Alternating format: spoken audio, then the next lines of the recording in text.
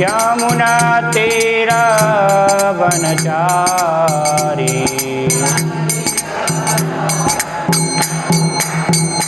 जय राधा माधव कुंज बिहारी।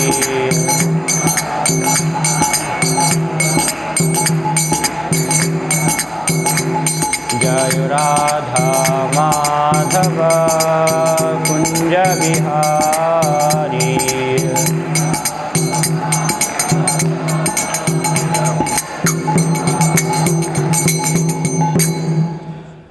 जय ओम विष्णुपाद परमहंस परिव्राजकाचार्य अष्टोत्तर शत श्री श्रीमद अभय चरणारविंद भक्ति वेदांत स्वामी शिल प्रपात की जय।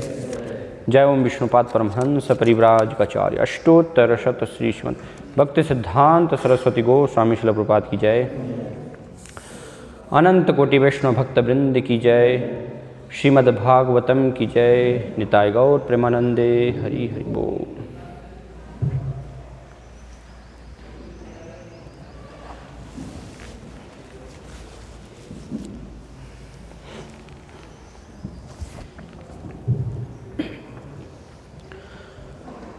ओम नमो भगवते वासुदेवाय। ओम नमो भगवते वासुदेवाय। ओम नमो भगवते वासुदेवाय।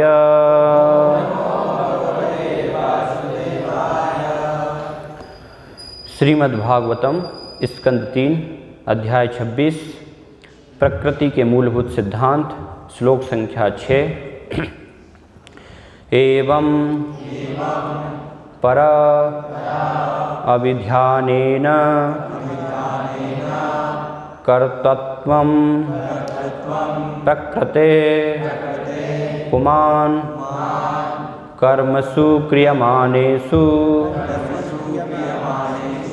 गुणैः आत्मनि मन्यते। एवं पराभिध्यानेन कर्तृत्वं प्रकृतेः पुमान् कर्मसु क्रियमाणेषु गुणैरात्मनि मन्यते। एवं पराभिध्यानेन कर्तृत्वं प्रकृतेः पुमान् कर्मसु क्रियमाणेषु गुणैरात्मनि मन्यते। एवं पराभिध्यानेन कर्तृत्वं प्रकृतेः पुमान् कर्मसु क्रियमाणेषु गुणैरात्मनि मन्यते।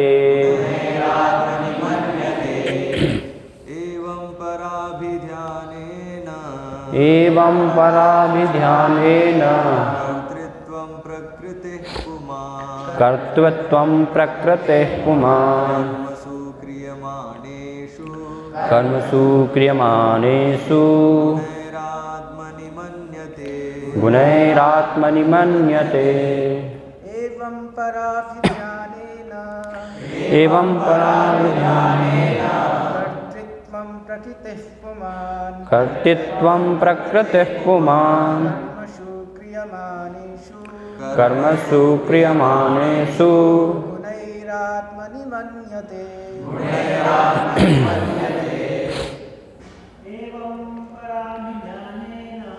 एवं पराभिध्यानेन कर्तृत्वं प्रकृतेः पुमान्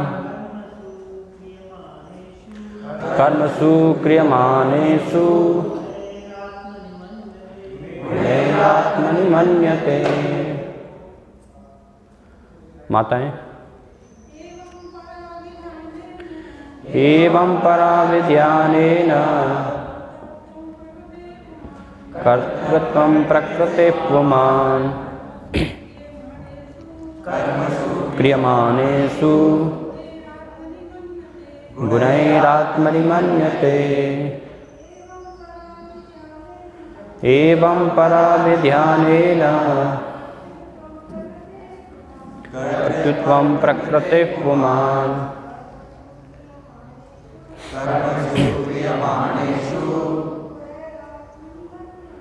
गुणैरात्मनि मन्यते। एवं पराभिध्यानेन कर्तृत्वं प्रकृतेः पुमान्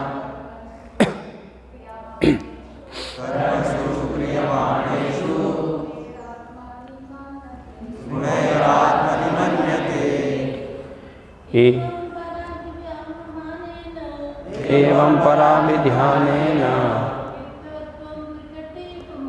कर्तृत्वं प्रकृतेः पुमान् कर्मसु क्रियमाणेषु आत्मनि मन्यते। एवं इस प्रकार पर अन्य अभिध्यानेन पहचान से कर्तृत्वं कर्म का संपादन प्रकृति का पुमान जीवात्मा कर्मसु क्रियमाणेषु कर्म करते समय गुणैः तीन गुणों के द्वारा आत्मनि अपने आप को मन्यते मानता है। अनुवाद तथा तात्पर्य श्री श्रीमद् अभय चरणारविंद भक्ति वेदांत स्वामी श्रील प्रभुपाद के द्वारा। अपनी विस्मृति के कारण दिव्य जीवात्मा प्रकृति के प्रभाव को अपना कर्म क्षेत्र मान बैठता है और इस प्रकार प्रेरित होकर त्रुटिवश अपने को कर्मों का कर्ता मानता है। तात्पर्य भुलक्कड़ जीव की तुलना उस व्यक्ति से की जा सकती है जो रोग के कारण पगला जाता है अथवा जिसे भूत लग गया हो और जो अनियंत्रित कर्म करते हुए भी अपने को नियंत्रित समझता है। प्रकृति के वशीभूत होकर बद्ध जीव भौतिक चेतना में लीन रहता है। इस चेतना में बद्ध जीव भौतिक शक्ति के वशीभूत होकर जो भी करता है उसे वह आत्म प्रेरित मान बैठता है। वास्तव में आत्मा को अपनी शुद्ध अवस्था में कृष्ण चेतना में रहना चाहिए। जब कोई व्यक्ति कृष्ण चेतना में कार्य नहीं करता तो समझा जाता है कि वह भौतिक चेतना में कार्य कर रहा है। चेतना मारी नहीं जा सकती क्योंकि जीव का लक्षण ही चेतना है। भौतिक चेतना को केवल शुद्ध करना पड़ता है।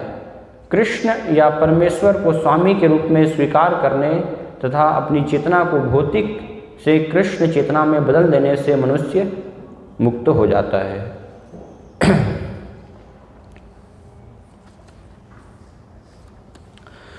ओम अज्ञानतिमिरान्धस्य ज्ञानाञ्जनशलाकया चक्षुरुन्मीलितं तस्मै श्रीगुरुवे नमः। श्रीचैतन्यमनोभीष्टं स्थापितं येन भूतले स्वयं रूपकदा मह्यं ददाति स्वपदान्तिकं। वन्देऽहं श्रीगुरो श्रीयुतपदकमलं श्रीगुरून् वैष्णवांश्च श्रीरूपं साग्रजातं सहगण रघुनाथान्वितं तं सजीवं साद्वैतं सावधूतं परिजनसहितं कृष्णचैतन्यदेवं श्रीराधा कृष्णपादान् सहगण ललिता श्रीविशाखान्वितांश्च। जय श्री कृष्ण चैतन्य प्रभु नित्यानंद श्री अद्वैत गदाधर श्रीवासादि गौर भक्तवृंद। हरे कृष्णा कृष्ण कृष्ण हरे हरे, हरे राम राम राम हरे हरे।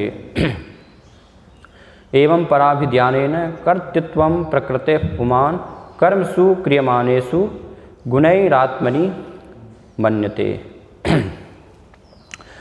भगवान कपिल इस श्लोक में माता देवहूति को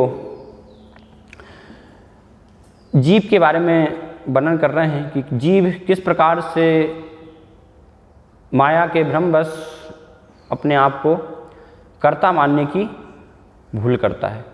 वास्तव में वो कर्ता नहीं होता है, कुछ भी कार्य नहीं कर रहा होता है, लेकिन भ्रमवश अपने को मान रहा होता है।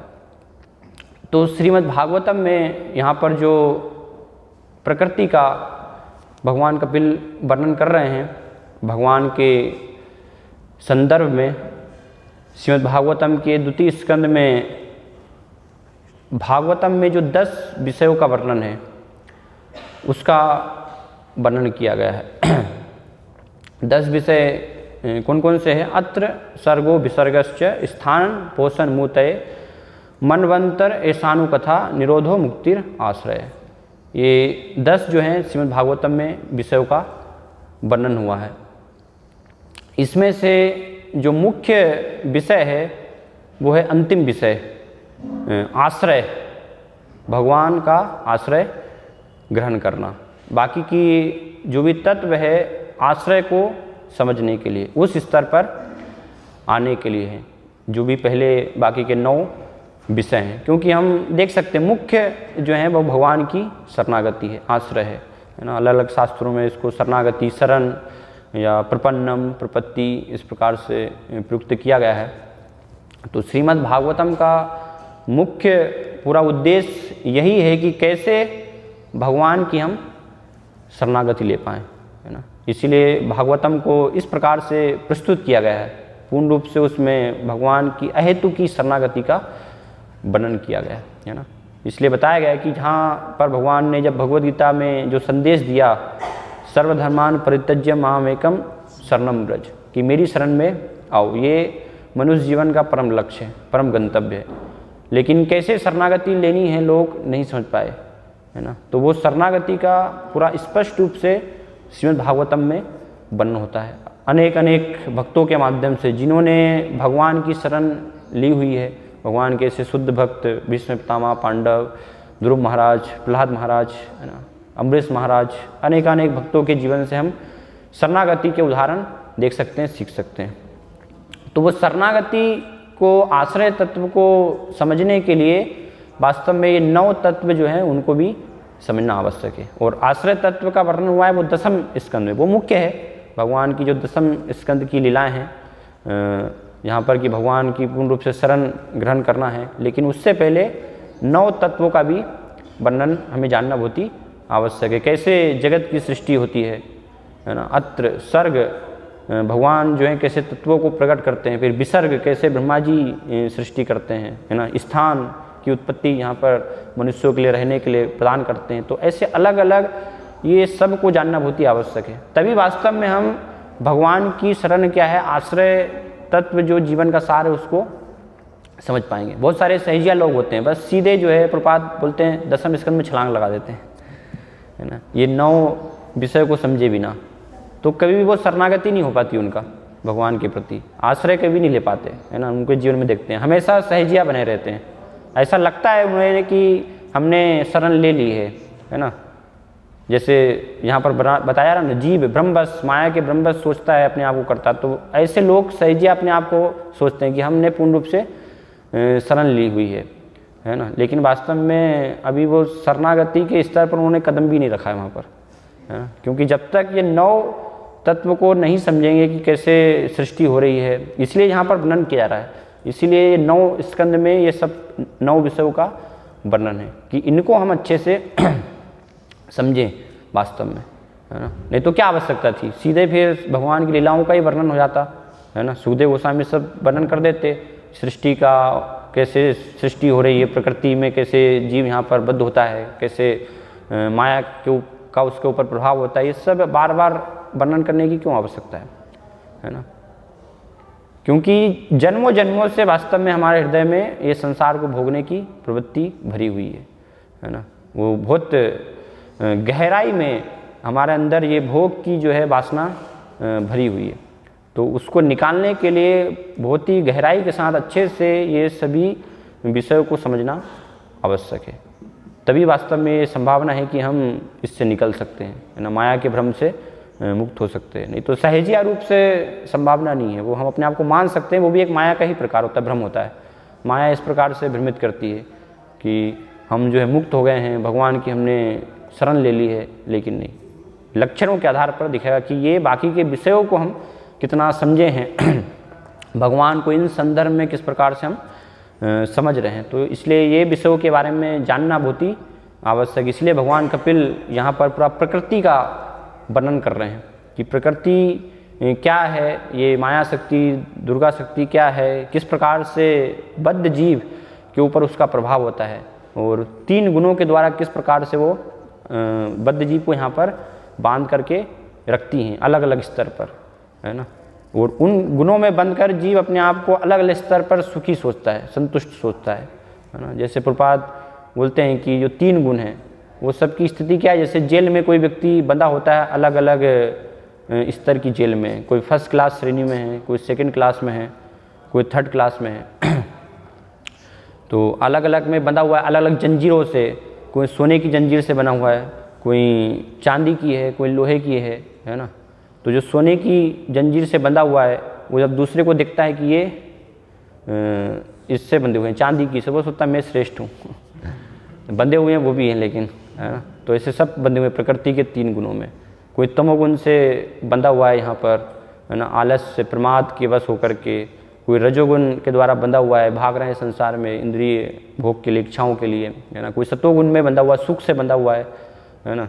तो सुखी है, आनंद है, इसलिए कोई दूसरी आवश्यकता नहीं, भगवान की भी आवश्यकता नहीं है। तो ऐसे सब जो है इस प्रकार से 3 गुण के द्वारा यहाँ पर बंधे हुए हैं और 3 गुणों के बस होकर के फिर अपने आप को सोचते हैं कि मैं ही करने वाला हूँ। तो अलग अलग विचार है, इसलिए बहुत सारे ऐसे दार्शनिक मत हैं यहाँ पर जो वर्णन किया जा रहा है कि कुछ लोगों का मानना है कि जीव ही वास्तव में करता है ना, हम खुद जो है स्वयं करने वाले हैं।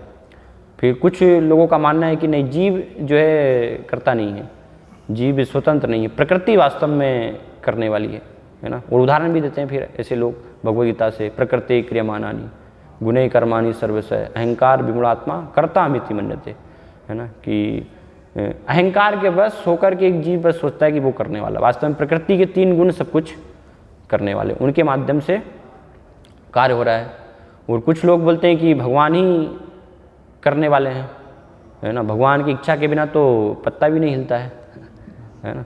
ऐसे भी बोलते हैं सब लोग कि जो कुछ भी हो रहा है वो भगवान की इच्छा से हो रहा है इस प्रकार से, क्योंकि भगवान कहते हैं मया अध्यक्षेन प्रकृति सूयते सचराचरम, प्रकृति भी जो है मेरी अध्यक्षता में कार्य करती है। तो इस प्रकार से फिर ऐसे मतांतर भ्रमित होते हैं कि क्या वास्तव में जीव करता है कि प्रकृति करने वाला है कि भगवान करने वाला है ना। इसलिए कई बार जब पूछते हैं लोगों से कि मंदिर आइए, बताते हम मंदिर क्यों नहीं आ रहे, भगवान की इच्छा नहीं है, भगवान ही तो करने वाले हैं है ना। उनकी इच्छा के बिना तो एक पत्ता भी नहीं हिलता है, वो जब अब करेंगे तब मंदिर आ जाएंगे, तब हम भगवद गीता पढ़ लेंगे, है ना।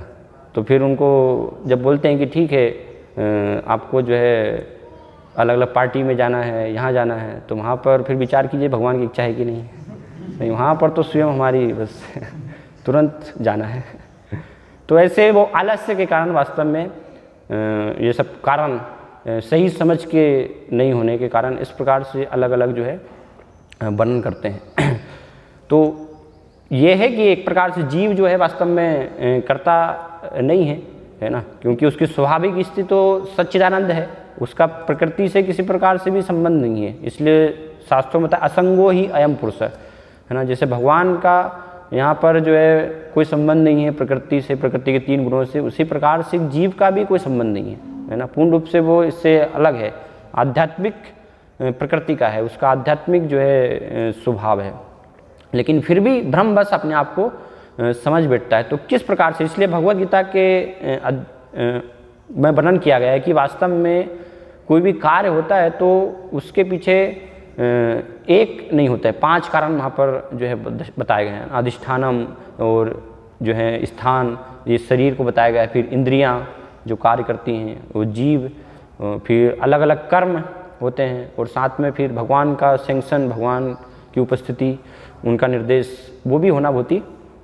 आवश्यक। तो ये सब जो है वर्णन इस प्रकार से कार्य होता है, लेकिन मुख्य उसमें जो इच्छा है वो वास्तव में जीव की ही होती है ना।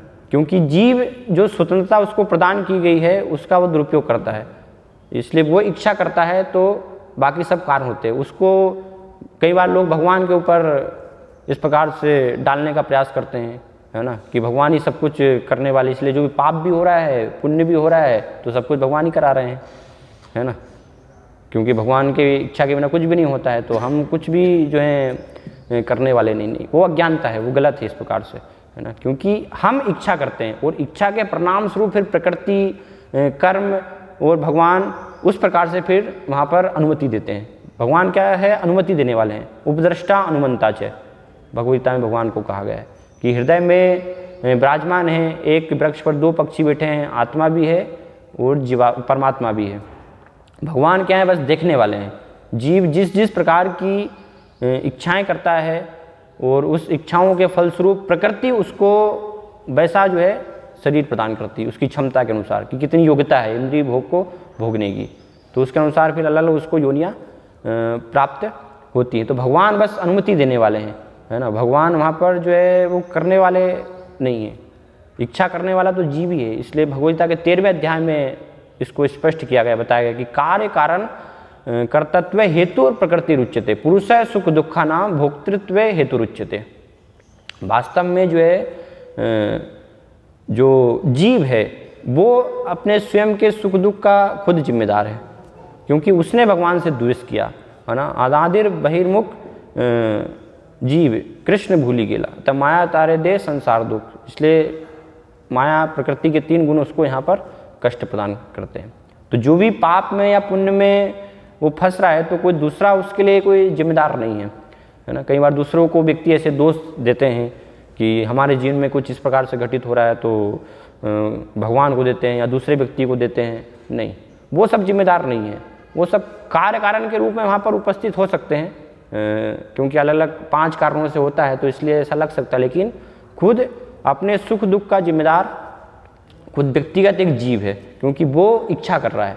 इसलिए बता पुरुष है सुख दुख का नाम भोक्तृत्व हेतु रुच्यते। इस प्रकृति को, इस संसार को भोगने की वो इच्छा करता है तो वो खुद जिम्मेदार है, दूसरा कोई जिम्मेदार नहीं। इसलिए भगवान भगवद्गीता में स्पष्ट कहते हैं कि एक जीव के पुण्य कार्यों में, पाप कर्मों में, उसके कर्म को फलों में मैं कोई भागीदार नहीं होता हूँ, है ना। भगवान कहते हैं ना दत्ते कस्यचित् पावम न चैव सुकृतम विभु, कि किसी के जो है पापों में मेरा कोई भाग नहीं है।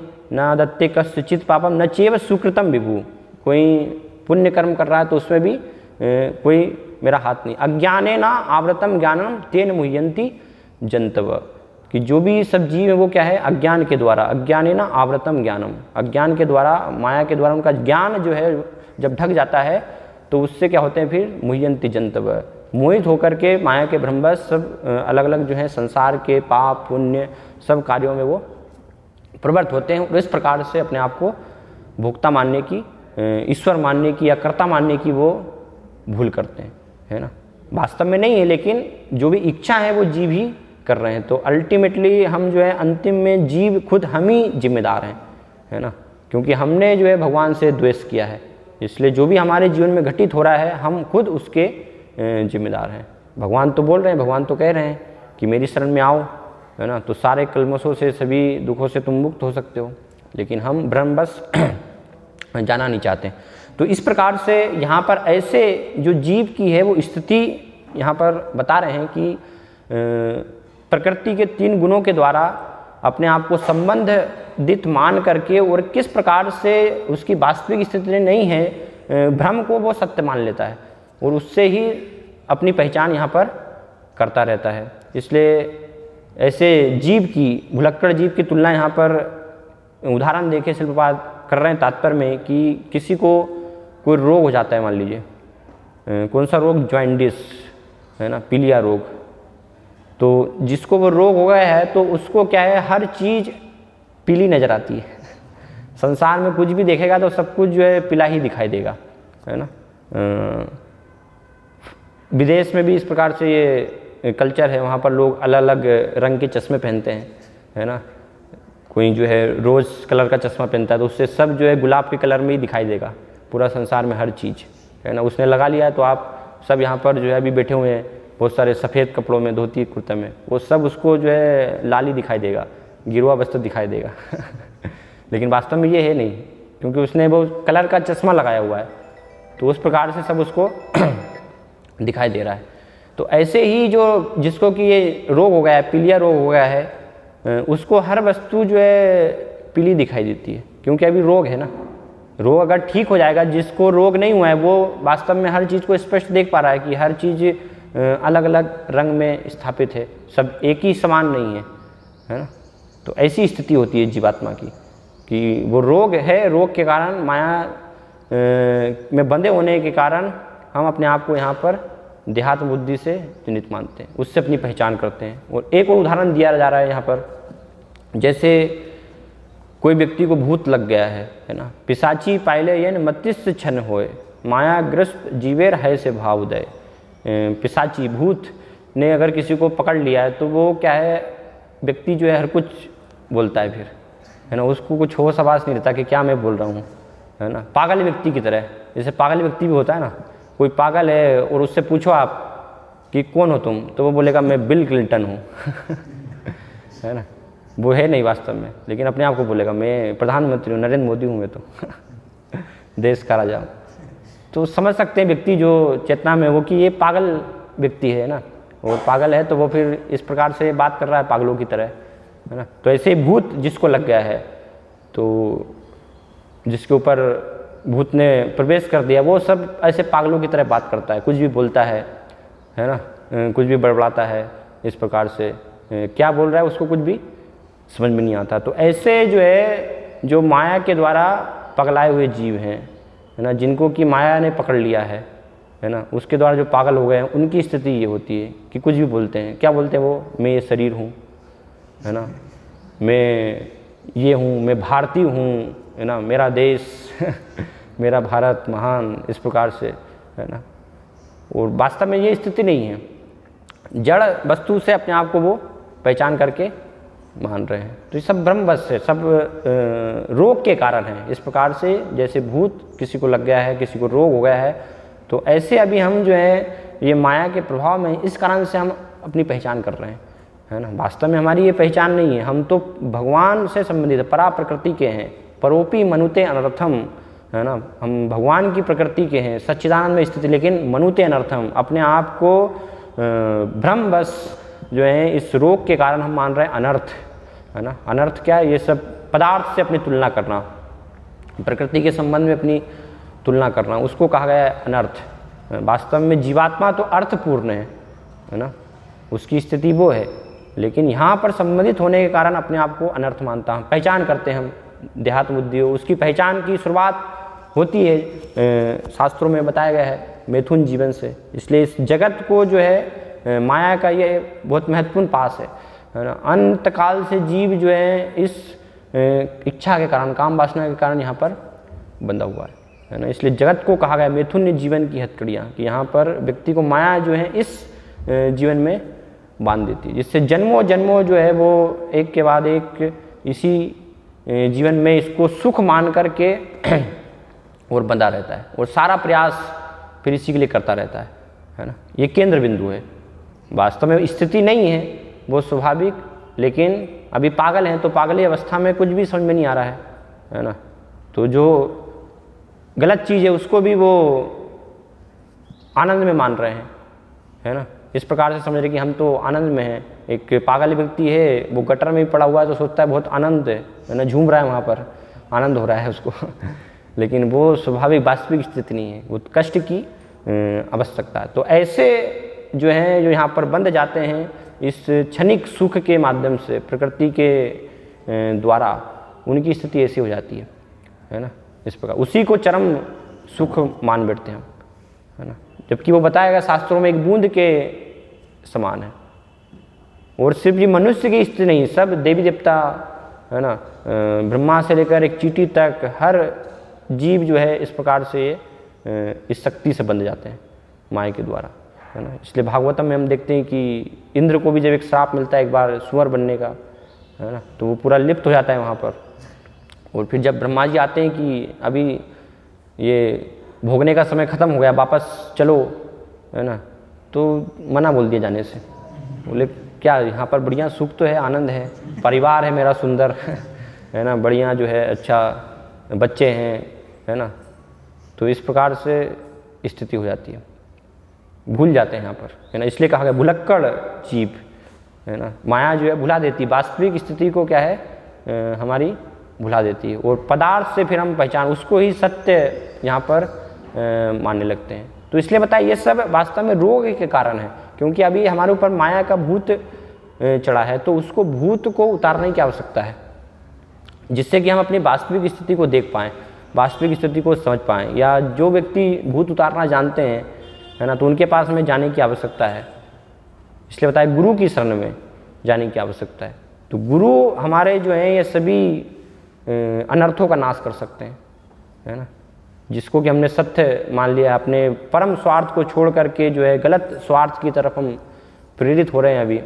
तो गुरु की शरण में जाने से गुरु हमें हमारा वास्तविक स्वार्थ प्रदान करते हैं। न ते विदु स्वार्थ गति में विष्णु, ना वो हमें प्रदान करते हैं कि ये प्रकृति माया से हमारा कोई भी संबंध नहीं है ना। इस जड़ प्रकृति के हम नहीं हैं वास्तव में, लेकिन बहुत गहरा इसका ऐसा पास है वास्तव में कि व्यक्ति भ्रमित हो जाते हैं, है ना। देखते हैं इस जगत में ऐसे बंध जाते हैं कि इसी को सत्य मानने लगते हैं। तो उसका कारण भी जीव खुद है, क्योंकि वो ज्ञान को वास्तव में गुरु के शरण में जाकर समझने का प्रयास नहीं कर रहा है। इसीलिए यहाँ पर माया से वो जन्मों जन्मों बंधा रहता है ना। अगर कृष्ण की शरण ले, मुकुंद की शरण ले, तो बहुत सरलता से वो ये गलत धारणा से, गलत विचार से निकल सकता है ना। अज्ञान से निकल करके वास्तविक ज्ञान में स्थापित हो सकता है कि मेरा कोई संबंध है ही नहीं वास्तव में, है ना। जिसको मैं ये मान रहा हूँ मैं और मेरा इसमें सब बंधा हुआ है, वो तो वास्तव में देहात बुद्धि के कारण हो रहा है ना। वो वास्तविक मेरी स्थिति नहीं है।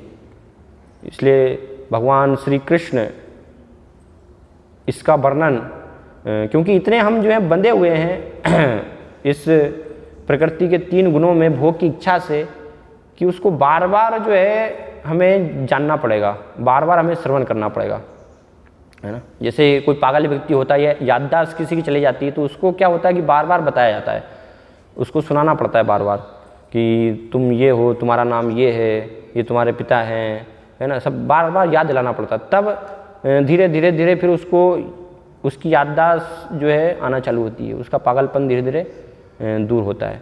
तो ऐसे हम जो है अनादिकाल से इस भौतिक जगत में बंधे हुए हैं। तो बार बार हमें क्या है, गुरु के माध्यम से जो है कृष्ण का संदेश सुनना पड़ेगा, है ना। ये बार बार सुनने की आवश्यकता है। हम शरीर नहीं हम आत्मा है। क्योंकि बाहर आप देखिए कितना प्रचार किया जा रहा है, प्रोपेगेंडा, अपने आप को शरीर में स्थापित करने के लिए, है ना। हर जगह आप जाएंगे तो हर चीज़ के लिए जो है पूरा विज्ञापन है ना। बार बार उसको जो है दिखाया जा रहा है, ये आपको जो है खरीदना है, इससे सुख मिलेगा, है ना।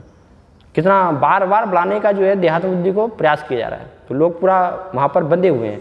तो उससे निकलने के लिए हमें बार बार जो है निरंतर इसको जो है जानना होगा, सुनना होगा। नहीं, हम शरीर नहीं आत्मा है, बार बार बार बार बार बार, है ना। जैसे चैतन्य महाप्रभु कहते हैं कीर्तनीय सदा हरि ये कीर्तन करने की आवश्यकता भी। तो मैं शरीर नहीं, मैं आत्मा हूँ, प्रकृति से मेरा कोई संबंध नहीं है, भगवान की प्रकृति का हूँ, है ना। इस प्रकार से तो उसमें फिर हम जो है धीरे धीरे स्थापित होंगे। जो भूल गए हैं वो याददाश्त हमारी पूरा साक्षात्कार होगा धीरे धीरे, है ना। अभी बस ठीक है हमने समझ लिया, लेकिन क्या होता माया भुला देती है ना। माया का पास बहुत दुस्तर है, इसलिए बताया गया है। सुनते हैं, सुन करके फिर हम भूल जाते हैं, है ना। सुना है, अच्छा लगता है उस समय कि हाँ हम शरीर नहीं आत्मा है, भगवान की भक्ति करनी चाहिए, इससे कोई संबंध नहीं है। तो उस समय तो विचार आता है आज से पूरा संसार सब चीज़ों से विराग ले लूँगा। जैसे ही बाहर फिर सब माया का प्रवेश हो जाता है वहाँ पर सब भूल जाते हैं, नहीं मैं शरीर हूँ। बाहर जब विज्ञापन दिखते हैं, सारी चीज़ें दिखती हैं, नहीं नहीं आत्मा नहीं हूँ मैं तो शरीर ही हूँ है ना। इंद्रिय भोग करना यही वास्तविक जीवन का लक्ष्य है। तो इसलिए बताया कि निरंतर हमें जो है बार बार सुनना। इसलिए श्रीपाद क्यों बार बार जो है अगर हम देखेंगे उनके प्रवचनों में और सब में, पुस्तकें भी आप पढ़ेंगे तो ये विषय के ऊपर जो है मुख्य रूप से बार बार चर्चा हो रही है ना। श्रीपाद 10वें स्कंद भी है, तो वहाँ पर भी लीलाओं के बीच में भी शरीर और आत्मा की ही चर्चा हो रही है। तात्पर्य में आप पढ़ेंगे तो है ना। इस प्रकार से कि हम शरीर नहीं, और स्वयं भगवान ये बता रहे हैं, भगवान खुद जो है 11वें स्कंद में जब भगवान एक समय कुरुक्षेत्र में इकट्ठे होते हैं, वहाँ पर सब ऋषि मुनि आते हैं। तो वो सब ऋषि मुनि तो क्या हैं, आत्म साक्षात्कार प्राप्त किए हैं बहुत सारे सब ऋषि मुनि। लेकिन वहाँ पर भी जब भगवान उपदेश प्रदान करते हैं तो भगवान क्या उपदेश देते हैं, भगवान कहते हैं यस्यात्म बुद्धि कुनिपेत्र धातु के स्वधि कलत्रा दिश भौम उज्जति यतीर्थ बुद्धि सलेन करहिचित जनेषु अभिज्ञेषु सैव गोखर, है ना। कि ऐसे लोगों की बुद्धि जो कि ये सोचते हैं कि हम ये 3 कफ वात पित्त है ना, यस्यात्म बुद्धि कुनपे त्रिधातु के 3 धातुओं से बने हुए ये जड़ पदार्थ शरीर को मानते हैं कि वो मैं हूँ, है ना। ये किससे बना हुआ? वास्तव में कफ पित्त और वात से ये शरीर बना हुआ, इसके अलावा ये शरीर में कुछ भी नहीं है ना। तो इससे हम अपनी पहचान कर रहे हैं, कफ वात पित्त से 3 धातु से बने हुए शरीर से, है ना। और फिर स्वधि कलत्रा दिस भूमि जदी, जिसकी कि अपने परिवार में ये मेरी पत्नी है ना, बच्चे हैं मेरे, कलत्रा दिशु भूम, ये मेरी भूमि है, मेरा देश है, मैंने क्योंकि यहाँ पे जन्म लिया है ना, तो इसलिए मेरा भारत महान है। पाकिस्तान में जन्म लेते तो फिर पाकिस्तान महान हो जाता है ना। तो इस प्रकार से, तो ये सब क्या है वास्तव में, भगवान वहाँ पर कहते हैं कि ये ऐसी बुद्धि जो है वो किसकी है? गाय और गधे की बुद्धि है ना। गाय की पूजा करते हैं हम, लेकिन वास्तव में गाय भी एक पशु ही है ना, तो उसको पूजा करने के लिए बताया है, लेकिन फिर भी ऐसी बुद्धि गाय और गधे की बुद्धि। सैव गो खर है ना, गो मतलब गाय और खर मतलब गधा। तो भगवान सब ऋषि मुनि है वहाँ पर, तो है ना, हम देख सकते हैं वो सब आत्म साक्षात्कार भगवान के सब पार्षद हैं, तो उनके लिए ऐसे सब शरीर और आत्मा का उपदेश देने की क्या आवश्यकता है वहाँ पर, तो है ना। लेकिन भगवान जो है सिखा रहे हैं कि ये इतना गहराई से वास्तव में यहाँ पर हम इंद्रिय भोग से बंधे हुए हैं इस चेतना में, तो इतना आसान नहीं है उससे निकलना। इसलिए बार बार उसको जो है आवश्यकता है, जब तक कि पूर्ण रूप से हम अपनी वास्तविक स्वाभाविक स्थिति में स्थापित नहीं हो जाते हैं, है ना, तब तक हर स्थिति में हम माया के द्वारा भ्रमित हो सकते हैं। तो इसलिए भगवान वहाँ पर ये उपदेश कर रहे हैं। इसलिए महान महान आचार्य शिल्पपाद जो हैं बार बार हमें बताने का प्रयास कर रहे हैं कि हम इसको स्थापित करें, नहीं हम शरीर नहीं आत्मा हैं, भगवान के हम सेवक हैं, दास हैं, है ना। उनकी स्वाभाविक स्थिति भगवान उनके धाम में हमारे उनकी सेवा करना वो वास्तव में हमारा कर्तव्य है ना। तब हम वास्तव में ये सब गलत भावना जो भ्रम में जीवन जी रहे हैं उससे हम निकल पाएंगे, है ना। तो उसके लिए बताया कि एक जो अनर्थ है हमारे, है ना, अनर्थों के कारण हम वास्तव में अपना इससे संबंध मानते हैं और इसको पकड़ कर यहाँ पर जो है रखते हैं, है ना। कई बार लोग बोलते हैं कि माया बहुत बलवान है, तो निराश हो जाते हैं कि इस जीवन में तो पता नहीं निकल पाएंगे कि नहीं निकल पाएंगे, है ना, संभावना है कि नहीं मुक्त होने की। लेकिन बहुत सरल है ना। भगवान कहते हैं मामे भी ये प्रपद्यन्ते माया में ताम तरंती थे।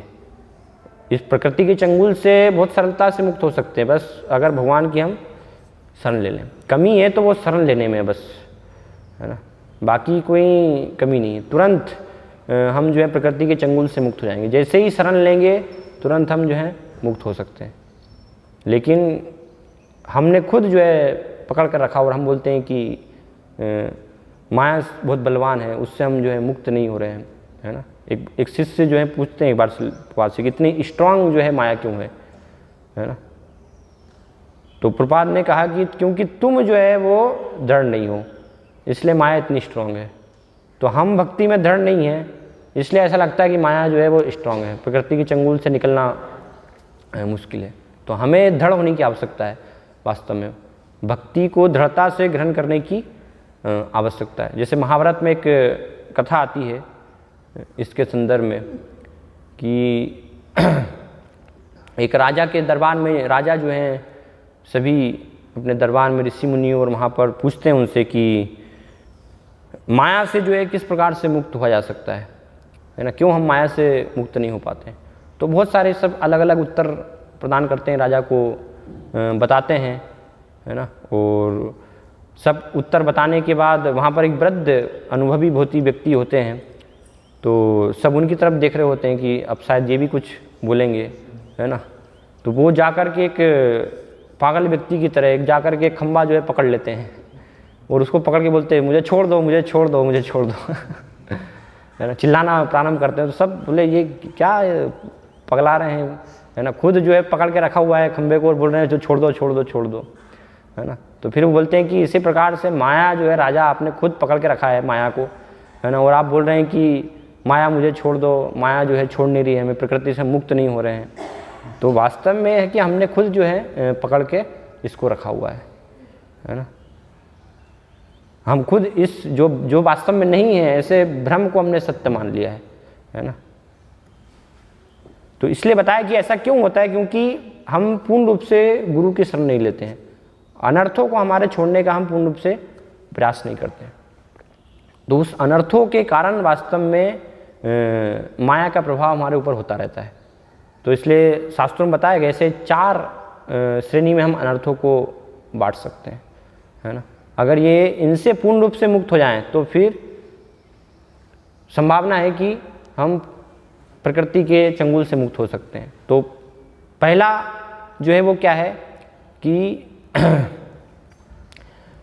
हृदय दौर्बल्यम, उसको बताया गया है ना। हृदय की दुर्बलता के कारण हम पूर्ण रूप से जो है गुरु कृष्ण की शरण नहीं ले पाते हैं, है ना, उनके उपदेशों को अपने जीवन में पालन नहीं कर पाते हैं। हृदय दुर्बलता, जैसे अर्जुन वर्णन करते हैं ना, क्षुद्रम हृदय दौर्बल्यम त्यक्तो तिष्ठ परम तप। भगवान अर्जुन को कहते हैं कि हृदय की क्षुद्र दुर्बलता को त्याग करके, तुम्हारे मन में जो विचार आ रहा है कि ये सब मेरे पिता हैं, गुरुजन हैं, इनको कैसे मैं वध करूँगा, नहीं, अपना कर्तव्य करो, सत्य को पहचानो, है ना। ये सब जो है संबंधी वो सब देहात्म बुद्धि है वास्तव में, है ना। कोई भी मैं और मेरा नहीं है, इसका किसी प्रकार से संबंध नहीं है तुम्हारे साथ। पूर्व में ये और कोई थे, इस जन्म के बाद जो है और कोई होंगे, है ना।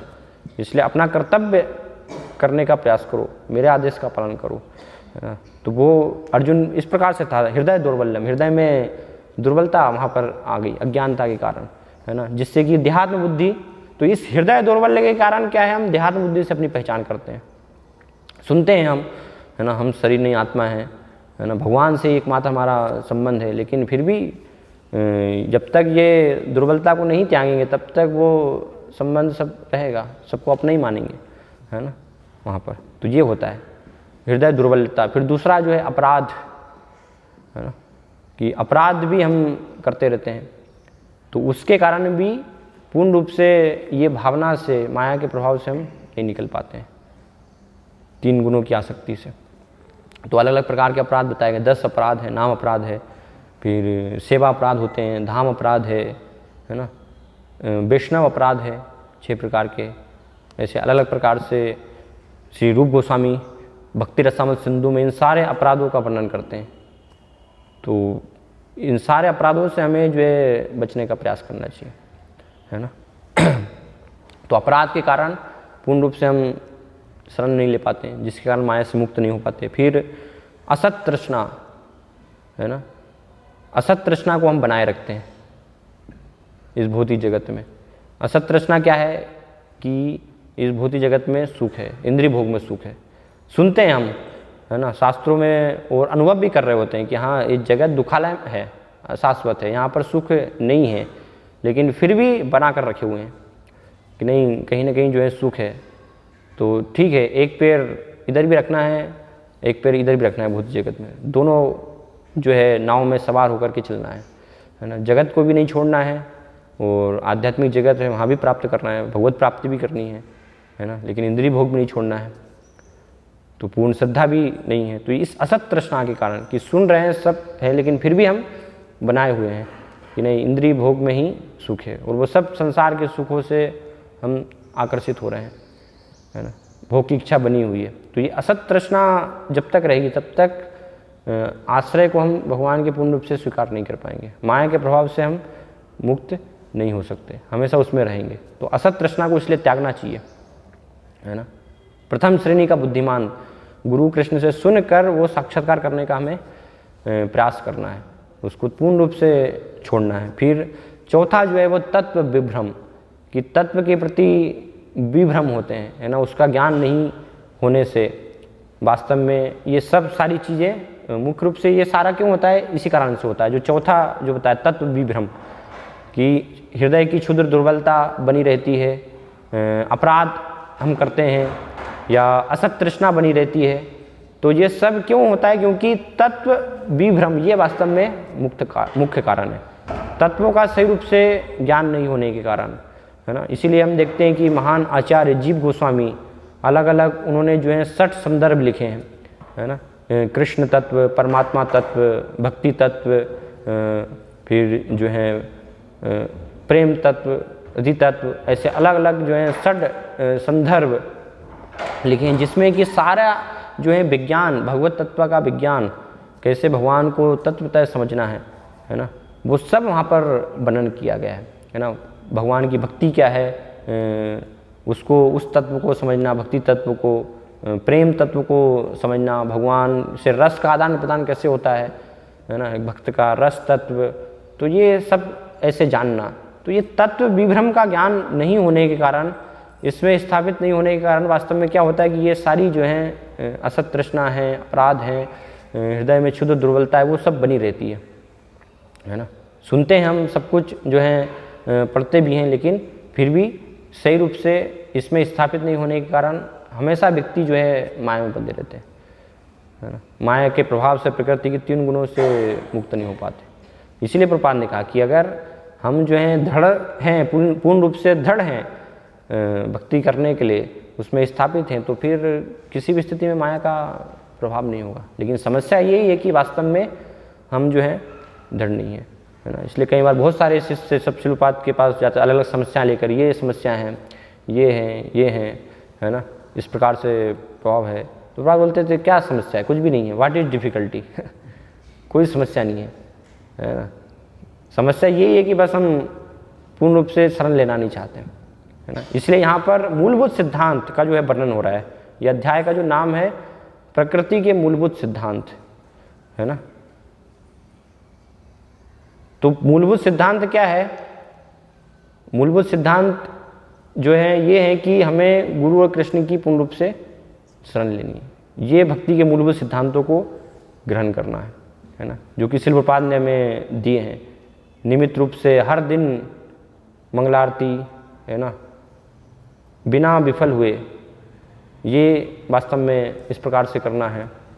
फिर प्रतिदिन जो है अच्छे से 16 माला जप, है ना, श्रील प्रभुपाद के आदेश का पालन करना, 4 नियम पालन करना, कृष्ण प्रसाद ग्रहण करना, ये हर दिन जो है होना चाहिए, है ना। ऐसा नहीं कि ठीक है 15 दिन से 1 महीने तो लगातार कर ही रहे हैं, ठीक है 1-2 दिन नहीं आए तो क्या समस्या है, 1 दिन थोड़ा लेट हो गए, नहीं, हर दिन माया हर दिन कार्य कर रही है ना। हर समय 24 घंटे उसका निरंतर कार्य है। तो इसलिए हर दिन हमें जो है निरंतर ये पूरा दृढ़ता के साथ करने की आवश्यकता है ना। और ये नहीं कर रहे हैं और फिर हम बोलते हैं कि प्रकृति के प्रभाव से माया से मुक्ति नहीं हो रहे हैं। तो अब जो है बेसिक जो है फंडामेंटल जो सिद्धांत है, सब नियम है, मूलभूत जो है, उनको ही नहीं हम पालन कर रहे हैं, है ना, तो फिर कैसे संभव होगा। इसलिए पहले तो मूलभूत सिद्धांतों को हमारे जीवन में अपनाना होगा, जो श्रील प्रभुपाद ने हमें दिए हैं। ये समझने की आवश्यकता है ना। इसलिए यहाँ पर ये भगवान कपिल सब सिद्धांतों का वर्णन कर रहे हैं। इनको नहीं समझेंगे तो माया से मुक्त नहीं हो पाएंगे, हमेशा ये भ्रम में ही हम रहेंगे, इस जगत को ही वास्तविक मानते रहेंगे, इसी को सत्य मान, सत्यम और सत्यम अप्रतिष्ठम, कि जगत के अलावा जो है जैसे असुर मानते हैं ना, तो उस प्रकार से हमारी भी स्थिति हो सकती है। इसलिए मूलभूत बार बार श्रील प्रभुपाद ने ये सिद्धांतों पर जो है प्रकाश डाला, उन पर बार बार जो है जोर दिया कि ये सब हमें पालन करने की आवश्यकता है ना। इससे वास्तव में हम माया से मुक्त होकर के पूर्ण रूप से भगवान के चरण कमलों का आश्रय ले पाएंगे। और ये अगर नहीं कर रहे हैं, इसमें स्थापित नहीं है, तो फिर संभावना है ही नहीं। जिस अनुपात में ये करेंगे उस अनुपात में हमें लाभ प्राप्त होगा, है ना, उतनी भक्ति में हमारी प्रगति होगी, जितना हम ये सब मूलभूत सिद्धांतों का पालन कर रहे हैं, जितना इनको समझ रहे हैं। क्योंकि भगवान भगवता में कहते हैं ये यथा माम प्रपद्यन्ते ताम तथैव भजाम्यहम्, जो जिस भाव के साथ जैसे मेरी शरण में आता है वैसे ही उसको लाभ प्राप्त होगा, वैसे उसको भगवान जो है कृपा देंगे। तो पूर्ण रूप से अगर हम ये मूलभूत सिद्धांतों को पालन करने के लिए तैयार हैं, है ना, पूरी दृढ़ता के साथ, हर दिन बिना विफल हुए, ये वास्तव में साधना भक्ति इसको कहा गया है ना। साधक का अर्थ होता है हर दिन जो है करना, है ना, जो सारे मूलभूत सिद्धांत उनको पालन अपने जीवन में बिना विफल हुए, इस प्रकार से। तो उससे फिर हम धीरे धीरे प्रकृति के 3 गुणों से निकलेंगे, छूटेंगे।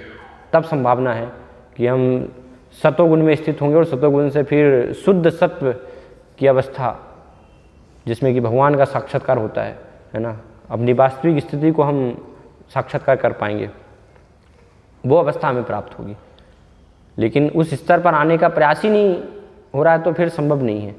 तो इसलिए बहुत आवश्यक है कि मूलभूत सिद्धांतों को हमें पकड़े रहना है। भक्ति के जो नीति नियम हैं, अनुकूल से संकल्प, प्रतिकूल से वर्जनम, भक्ति के अनुकूल जो भी सिद्धांत है उनको हमें ग्रहण करना, प्रतिकूल को छोड़ना, है ना। प्रतिकूल को भी हम कर रहे हैं, उनको भी स्वीकार किए हुए हैं, उनको भी छोड़ नहीं पा रहे हैं, तो संभावना है ही नहीं। फिर वो हमेशा रहेगा कि हाँ हम माया में ही रहेंगे, उसका प्रभाव बना रहेगा, किसी प्रकार से हम मुक्त नहीं हो पाएंगे। इसलिए प्रपात बोलते सारे सिद्धांत जो हैं उसका जो सार है सभी सिद्धांतों को, वो क्या है कि निरंतर कैसे हम जो है हर समय भगवान का स्मरण करते रहें, भगवान को एक क्षण भी नहीं भूले, है ना। स्मर्तव्यो सततम विष्णु विस्मर्तव्यो न जातुचित सर्व विधि निषेधास्यो सेतयो रेव किंकरा। सारे जो विधि विधान है, जो अलग अलग जो सिद्धांत है, वो सब ये इसके लिए है कि कैसे भगवान का हम निरंतर स्मरण करते रहें, है ना। उनको किसी भी क्षण जो है भूले नहीं। तो कोई सोच सकता है ठीक है भगवान का स्मरण तो मैं हो रहा है, मैं तो उस अवस्था पे आ गया हूँ अभी, मुझे ये सब पालन करने की आवश्यकता नहीं है ना। मुझे मंगला आरती करने की आवश्यकता नहीं है, और मुझे सिर्फ कृष्ण प्रसाद लेने की आवश्यकता नहीं है। वो तो अब निरंतर जो है ऑटोमेटिक हो गया, वो तब भगवान का स्मरण चल रहा है ना। लोग कई बार बोलते हैं ना, इसमें हृदय में निरंतर बस चलता रहता है, माला लेकर के जो है हमें माला करने की जरूरत नहीं है ना। तो उसका स्तर अगर निरंतर स्मरण हो रहा है तो फिर स्वाभाविक है कि जो नीति नियम है, जो मूलभूत सिद्धांत है, वो और आप उत्साह से पालन करेंगे। उसका ये अर्थ नहीं है कि हम जो है निरंतर 24 घंटे भगवान का स्मरण हो रहा तो मूलभूत सिद्धांत सारे गायब हो जाएंगे, मंगला आरती आएंगे ही नहीं, है ना, एक भी दिन माला करेंगे ही नहीं, सब गायब हो जाएंगे बस। नहीं, वो नहीं है वो हो रहा है तो वो अच्छी बात है ना। आप उस स्तर पर आ गए हैं तो उसका मुख्य लक्षण ये हुआ कि और उत्साह के साथ हम जो है पालन करेंगे वास्तव में इन सारे मूलभूत सिद्धांतों को। और मूलभूत सिद्धांतों को पालन ही नहीं कर रहे हैं और सोच रहे हैं कि नहीं हो रहा है स्मरण, माया ऐसे भी भ्रम कर सकती है। तो इसलिए प्रपात ने जोर दिया कि नहीं, ये आवश्यकता है हमें जो है निरंतर मूलभूत सिद्धांतों का जो है विधि विधानों का, जब तक कि स्वाभाविक रूप से हम जो है पूर्ण अवस्था को प्राप्त नहीं, सेवन मुखे ही जीवादो स्वयमेव स्फुरत, अपने आप वो हमारी वास्तविक स्थिति को हम प्राप्त नहीं कर लेते, ये शुद्ध होकर के इससे शुद्धिकरण के माध्यम से, तब तक वास्तव में हमें पूरे दृढ़ता के साथ मूलभूत सिद्धांतों को पालन करना आवश्यक है।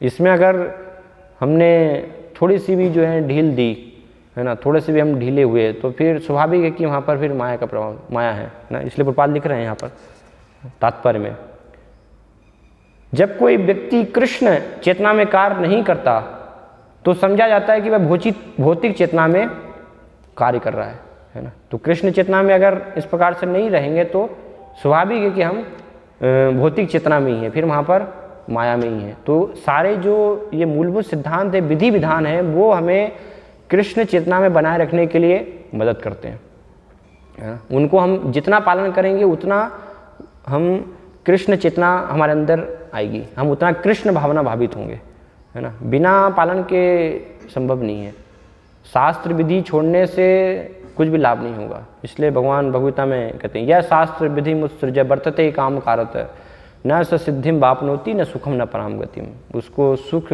पर गति कुछ भी उसके लिए संभावना नहीं है। तो ये यहाँ पर हमें जो मूलभूत सिद्धांत है वो हम इनको समझने का प्रयास करें, पूरा हृदयंगम करने का प्रयास करें कि ये सब भक्ति के जो मूलभूत नियम हैं उनको निरंतर अपने जीवन में हम पालन करें। तो उसका फिर फल होगा कि हम प्रकृति के चंगुल से, जिससे कि दृढ़ता से हम बंधे हुए हैं, उससे निकल सकते, नहीं तो संभावना नहीं है प्रकृति के चंगुल से इतना मुक्त हो पाना, क्योंकि दुस्तर है, उसको बताया गया है ना। मम माया दुरत्तया, मेरी जो माया शक्ति है बहुत ही दुर्लंघ है उसको पार कर पाना। लेकिन जो ऐसे नीति नियमों के माध्यम से ये आधारभूत सिद्धांतों को पालन करके और फिर भगवान की, गुरु की शरण ग्रहण करते हैं तो उससे निकल पाएंगे। ऐसा नहीं बस बोल रहे हैं जय प्रपात प्रपात और उससे नहीं होगा लाभ। बहुत सारे भक्त बोलते हैं कि प्रपात ने बोला भी है एक जगह, है ना, कि धोती मेरी पकड़ लो तो बस मैं तुम्हें भगवत धाम ले जाऊंगा तो बहुत सारे भक्त होते हैं प्रपात की बस धोती पकड़ के रखिए, हम पकड़ लेंगे। पकड़ने का अर्थ क्या है? ये सिद्धांतों को जो है पालन करना पूरे जीवन में अपने जो है इसमें दृढ़ता से स्थापित होना, तो जा पाएंगे, नहीं तो नहीं जाएंगे, नीचे गिर जाएंगे, है ना तो इसलिए इसको सही रूप से समझने की हमें आवश्यकता है, तब वास्तव में संभावना है कि फिर ये दुस्तर माया से हम मुक्त हो सकते हैं। हरे कृष्णा। कोई प्रश्न है, जिज्ञासा इसके संदर्भ में पूछ सकते हैं।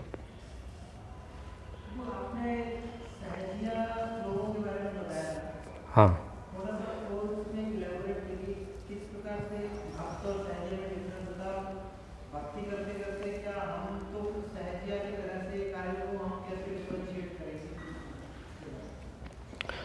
तो सहजिया में भी अलग अलग प्रकार के जो है हो सकते हैं। सहजिया मतलब एक प्रकार से भक्ति को सस्ते में ले लेना, सरल रूप में, कि भक्ति तो बस बहुत सरल है ना, हमें इतना ज़्यादा कुछ जो है करने की आवश्यकता नहीं। तो ऐसे लोग अलग अलग प्रकार से बोलते हैं कि भगवान तो बस भाव के भूखे हैं, है ना, भावग्राही जनार्दन, कुछ हमें पालन करने की आवश्यकता नहीं, भगवान प्रेम के भूखे हैं, है ना। आप वृंदावन में जाएंगे तो सब बस राधे राधे बोलो, वृंदावन में डोलो, है ना, बोलते रहो राधे राधे बस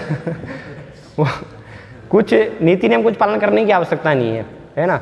एक भी दिन आपको जो है भाव विभोर हो जाएंगे वो, है ना, भगवान का नाम बढ़िया नृत्य करते हुए दिखेंगे, कीर्तन करते हुए दिखेंगे, लेकिन सुबह जो है फिर 10 बजे तक सो रहे हैं, मंगला आरती नहीं उठेंगे, तो वो दिखा है कि वो सहजियाँ हैं, है ना। भक्तिसानंद महाराज बहुत इनका जो है खंडन किया महाराज ने ऐसे, है ना, अपने आप को दिखा रहे हैं कि हम जो है प्रेम है। और ऐसा बहुत सारे संप्रदाय भी होते हैं। एक आप जाएंगे वृंदावन में तो एक सखी भेकी संप्रदाय है, जो अपने आप को तथाकथित रूप से गुरु उनको बताते हैं कि आपका ये स्वरूप है, आप तो राधा रानी की ये सखी हैं, तो इसलिए पुरुष होते हैं लेकिन फिर सखियों जैसे कपड़े पहनने लगते हैं, है ना, अपने आप को सखी बना लेते हैं वो। तो ये सब क्या है, ये सहजिया इनको कहा गया है कि वो इस स्तर पर अभी आए नहीं, लेकिन नकल हम करेंगे, गोपी भाव की नकल करने का प्रयास करेंगे। तो इसलिए प्रभुपाद ने बार बार जोर दिया कि शास्त्र की विधि, इसलिए चैतन्य महाप्रभु में भक्ति सिखाने के लिए आए, खुद भगवान यहाँ पर देने के लिए आए, तो वो भक्ति को ग्रहण करने की आवश्यकता है। उसके अनुसार अगर भक्ति है तो वास्तव में फिर हम कहे जाएंगे कि हम सही दिशा में चल रहे हैं। उसको छोड़ करके चैतन्य महाप्रभु द्वारा प्रचारित भक्ति, अगर मनगढ़ंत तरीके से हम सोच रहे हैं कि हम भक्ति में लगे हुए हैं, भगवान को हमने प्राप्त कर लिया, वो सब सहजियाँ हैं, है ना।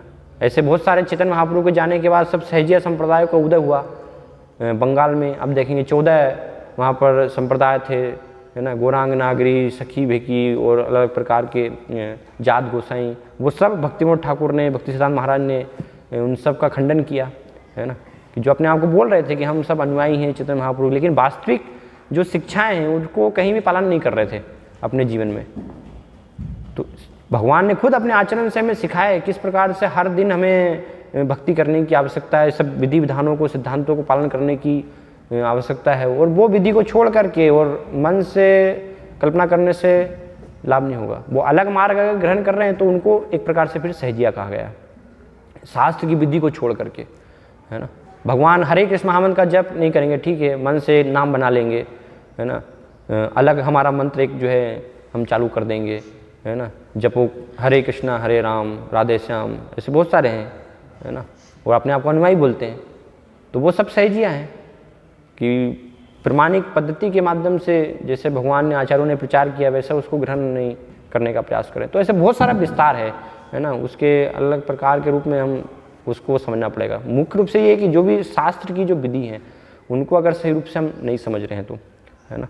वर्तमान में शिल्पवाद के आदेशों को बहुत सारे भक्तों के जीवन में हम देखते हैं, नहीं समझने के कारण सही रूप से यथारूप में, और उसमें भी जो है मनगढ़ंत तरीके से फिर हम प्रचार करते हैं, तो वो भी एक प्रकार से वो सहजिया जैसा है ना, कि हम कीर्तन कर रहे हैं, अलग अलग चीज़ें कर रहे हैं, रात भर जो है कीर्तन मेला चल रहा है, लेकिन सुबह फिर मंगला आरती में आ ही नहीं रहे हैं, तो वो ऐसे उससे लाभ नहीं होगा। वो एक सहजिया की तरफ फिर हम प्रवृत्त हो रहे हैं, है ना।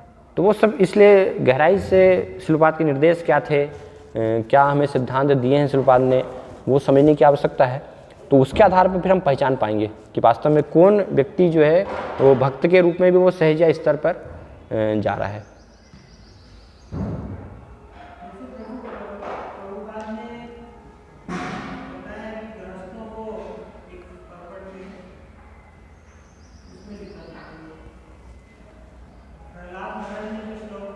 हाँ,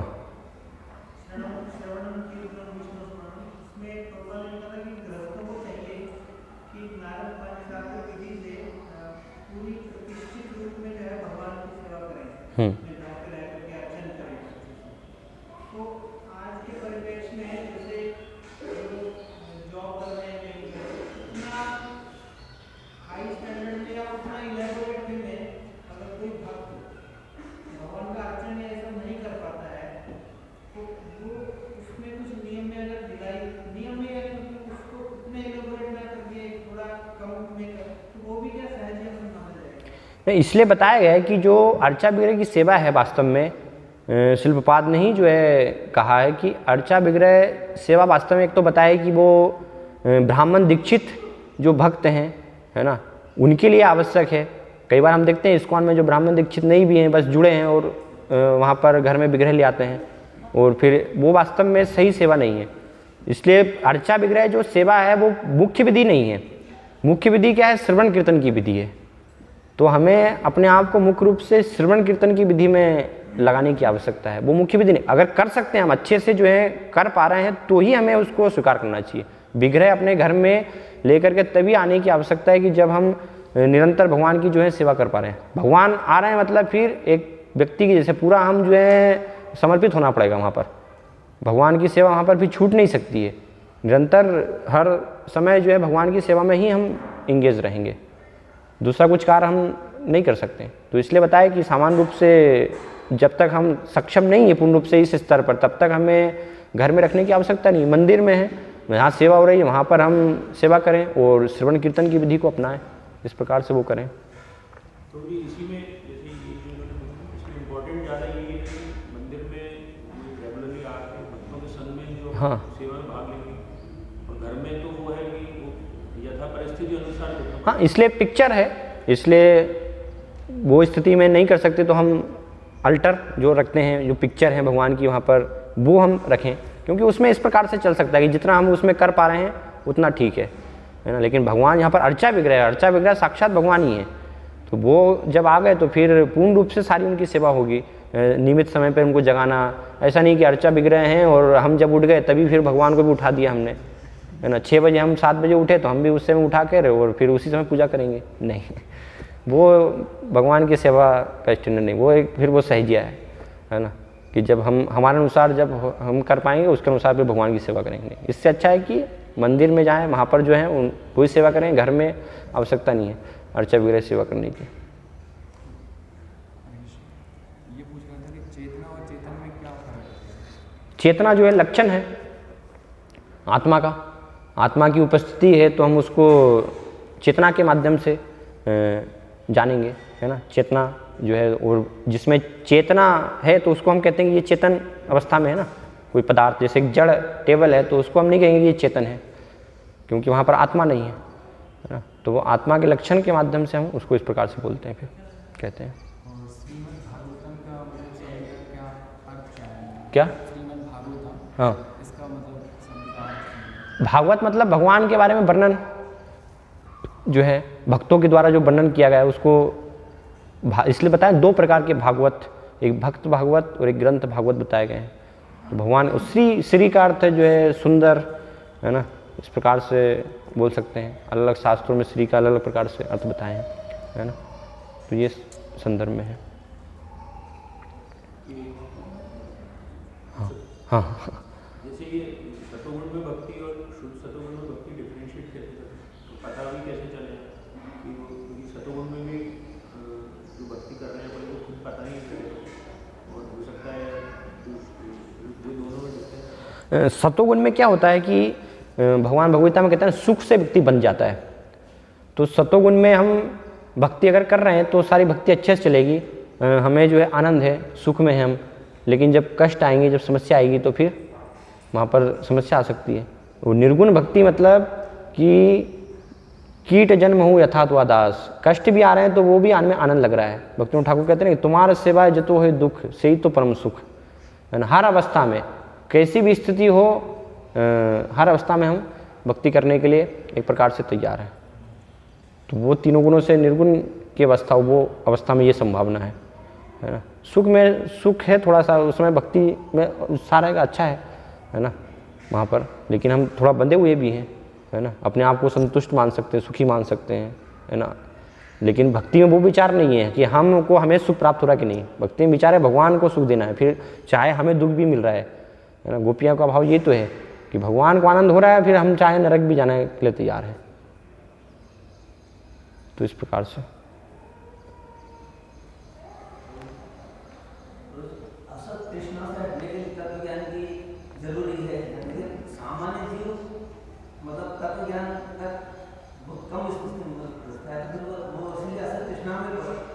पहुँच सकता है, क्यों नहीं पहुँच सकता?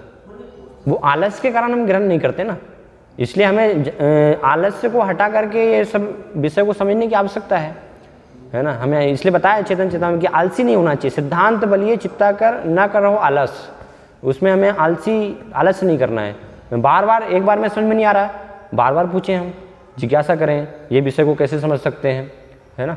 वो ठीक है, कोई उतना जो है बहुत बड़े स्तर पर विद्वान नहीं बन सकता एक सामान्य व्यक्ति, लेकिन जो मूलभूत है कि कृष्ण जो है पूर्ण पुरुषोत्तम भगवान है, मैं उनका सेवक हूँ, है ना, भगवान का सब अलग अलग क्या संबंध है, प्रकृति क्या है, भगवान की शक्ति क्या है, ये मूलभूत चीज़ों का तो ज्ञान हमें उसमें अच्छे से स्थापित होना चाहिए। तो ये चीज़ों में हर व्यक्ति स्थापित हो सकता है ना।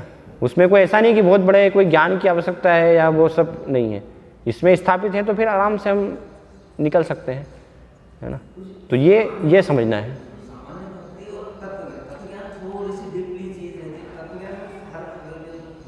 तत्वज्ञान का इस प्रकार से होता, तत्वज्ञान मतलब पूरा विस्तृत रूप में भी जानना, और तत्वज्ञान मतलब कृष्ण को समझना सही उनकी स्थिति के साथ, कि कृष्ण जो है पूर्ण पुरुषोत्तम भगवान है, देवी देवताओं में कृष्ण में क्या अंतर है, ऐसे सब विषयों को समझना। तो ये सब एक साधारण व्यक्ति भी समझ सकता है, सुन करके वो समझ सकता है ना। पूर्ण रूप से उसकी स्थिति है तो वो सुन करके उसको साक्षात्कार समझ जाएगा वो।